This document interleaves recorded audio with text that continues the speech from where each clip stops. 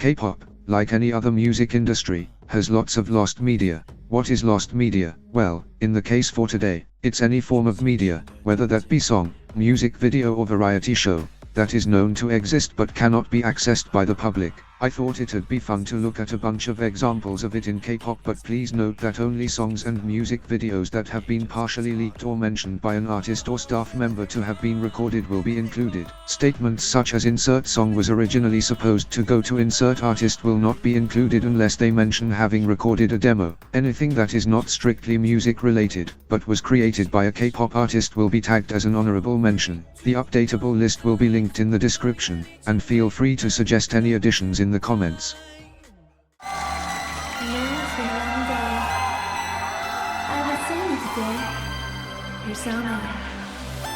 I'm sure. Loona is a girl group known for having a plethora of lost media, so I'll cover everything in one section.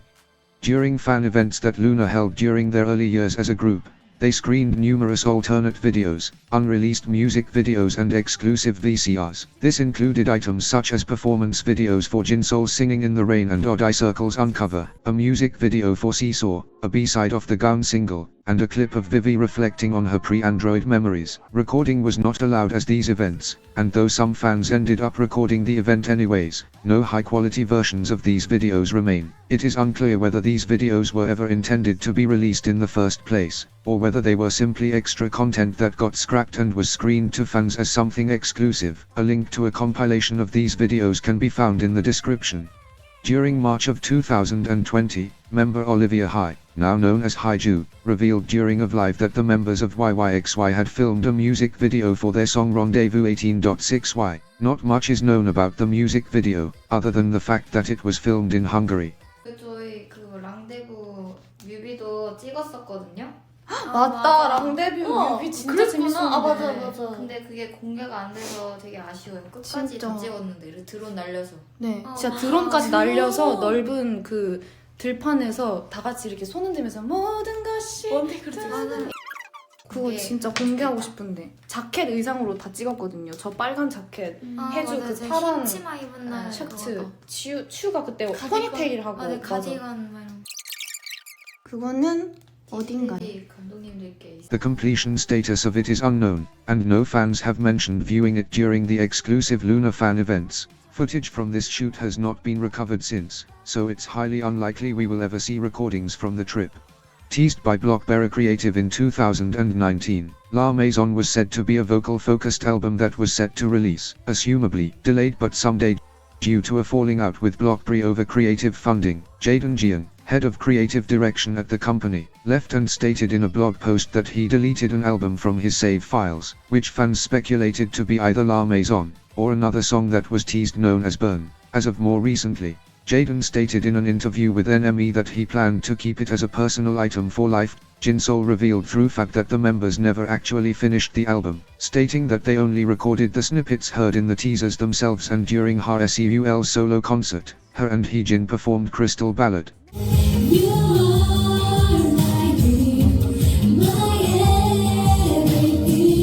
To this day, there is no official way to listen to these songs, and 2/3 of them have never been heard in full. During the infamous Loona boycott of late 2022/early 2023, a fan protest following the removal of Chua and the rest of the members filing for injunction from the company, Blockberry Creative tried to release another album, which was heavily boycotted by fans, entitled The Origin Album, Zero. The album was allegedly leaked on Tukebox during January of 2023, but no proof of this leak remains other than the digital album cover due to the album only being available for a minute or two. Considering that all the members of Loona have since left BBC, it is highly unlikely that any of the content mentioned will ever be released officially.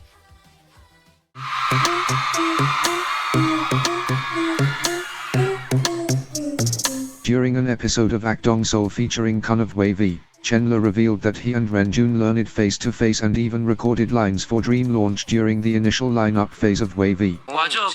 这首歌和那个梦想发射计划这两首歌，我和renjun都准备这首歌了，没错，一起准备的，没错。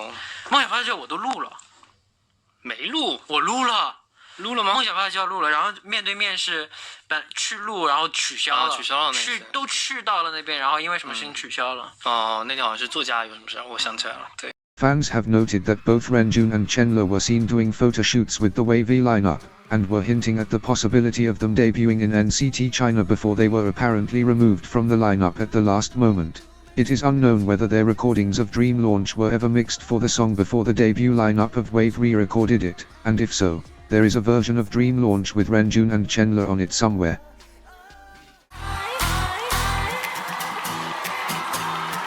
In 2017, TS Entertainment promised that Sonamoo would be getting 3 digital singles as part of a trilogy entitled The Happy Box Project after starting a MakeStar crowdfunding campaign for the first installment of the trilogy. This was after starting up a different MakeStar campaign named the Sonamoo Album Project. After this, TS Entertainment decided that the group would need to do another round of crowdfunding in order to be able to finish the project, and announced that it was supposed to release in December.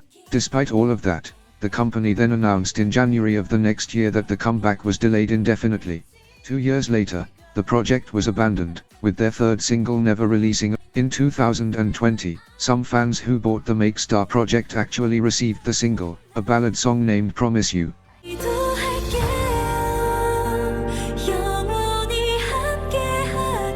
But the music video that was supposed to accompany it was not included on the CD. It's highly unlikely that we will ever see the music video for Happy Box PT3. Not only has TS Entertainment since gone bankrupt, but multiple members of Sonamoo and various other groups that were under the company have gone on the record to sue them.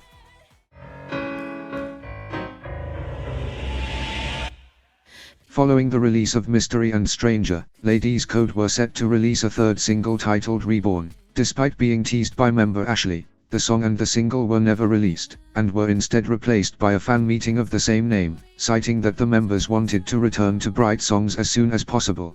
Ashley later revealed while they did wish to go back to Bright concepts eventually, they would have liked to finish the trilogy. Not only had they finished recording and choreographing their third song, but the real reason the album was not released was because Polaris Entertainment wanted her and Zuni to prepare for Mix 9 instead. It was called like Birthday Cake or something. Birthday Cake. But it was really good. I liked it. It was very, very jazzy, kind of like Tadara. And you guys would have loved it. We even learned the choreography for it. I told you guys, right? Oh, you know why it got canceled? Because they made me and Chuni try out for Mix 9. So they delayed all of that and they canceled all of that for us to be on Mix 9. For what? For what? Just poor choices made, but you know. She also noted that the song hasn't reappeared anywhere. The status of Polaris is currently unknown, as the company's website was taken down in early mid-2022, marking the departure of all music artists signed to the label. Trainees from Polaris were moved to Blockberry Creative, who also currently have no musical artists under their company, though it is unknown whether they still have trainees or not. Since Polaris owned the copyright to the song, and has since, assumably, shut down, the song will probably never be released officially.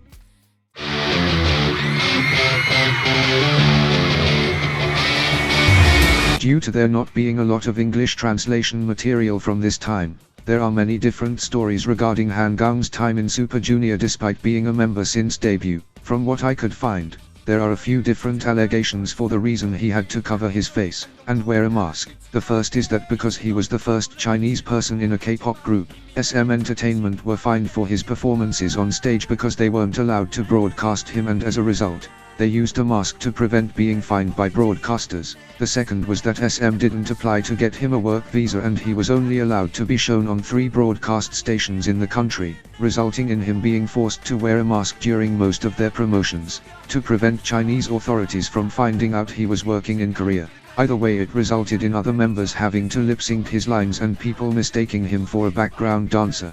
During one of their concerts, h.o.t took the mask off Han Gang's face and pushed him to the front of the stage. He performed like that for the rest of the concert, and later on, the laws surrounding foreign idols changed, resulting in him being able to perform without the mask. One of the only reasons we know this event happened was eyewitnesses who attended the concert. No clips of this incident, performance and the concert itself have ever resurfaced, and it is highly unlikely that a fan recording of the clip will ever resurface, considering that the incident occurred in 2005.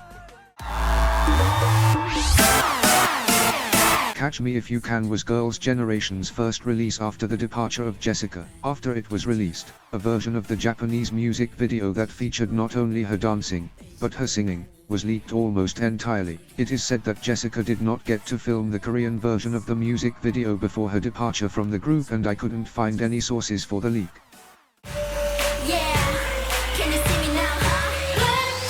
Originally given to CLC as a follow-up to their album Black Dress, the members confirmed at a press conference that they had recorded the entire song before it was sold off to is*1. While there is a belief that Cube sold the song to Stone Music Entertainment, the main producer of the song, Mo's Pick, recorded the demo with CLC and left Cube before they buy the song, then selling it to Off the Record. The full version of CLC's demo has never been released or leaked in full, and is unlikely to, considering that Cube does not own the rights to the song, and none of the members mentioned having a copy of their recording. The only legitimate leak of their version is from a choreography video that was probably released by the team in charge of choreographing for their comeback.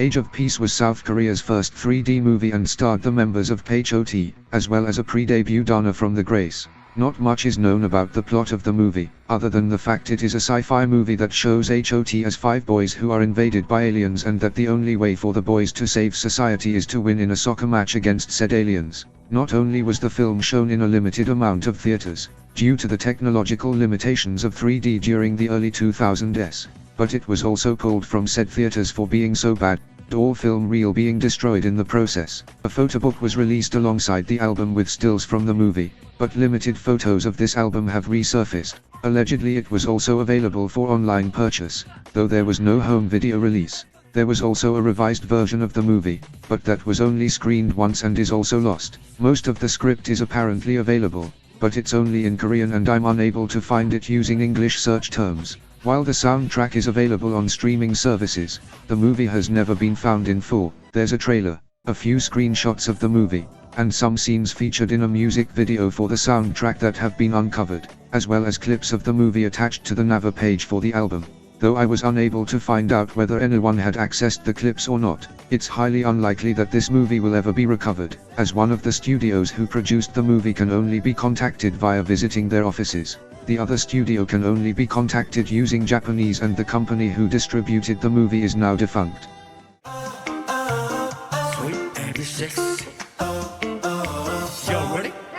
Initially supposed to be released on June 8 of 2020, Vivid by AB6 was delayed due to Lim Young-min leaving the group because of controversy surrounding receiving a DUI.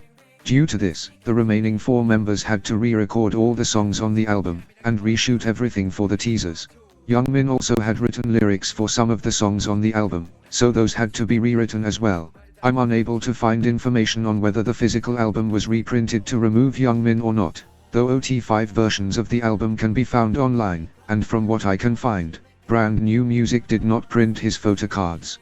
The music video for the title track has clips with Young-min during dance sections, meaning that there is a version of the music video that includes any solo shots he may have filmed during the album's release. The OT5 versions of all the tracks got leaked through Apple Music Japan, released on the day that the original album was supposed to come out.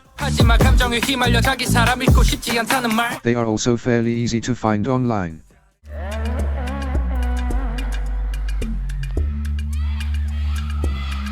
Before debuting NCT, SM Entertainment released a series of teasers to hint at the group and who would debut. One of these teasers features an alternate version of their debut song, The Seventh Sense.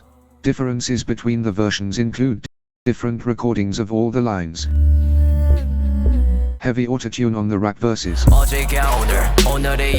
Mark replacing Ten's first pre-chorus, and most notably, the inclusion of Hee-chan, who replaces Jaehyun's lines. This version of the song is not complete, with the song cutting from the first chorus to the bridge and was never released officially, instead being replaced by the version we know today. If they recorded this alternate version in full, that means we have a version of The Seventh Sense that has an alternate lineup.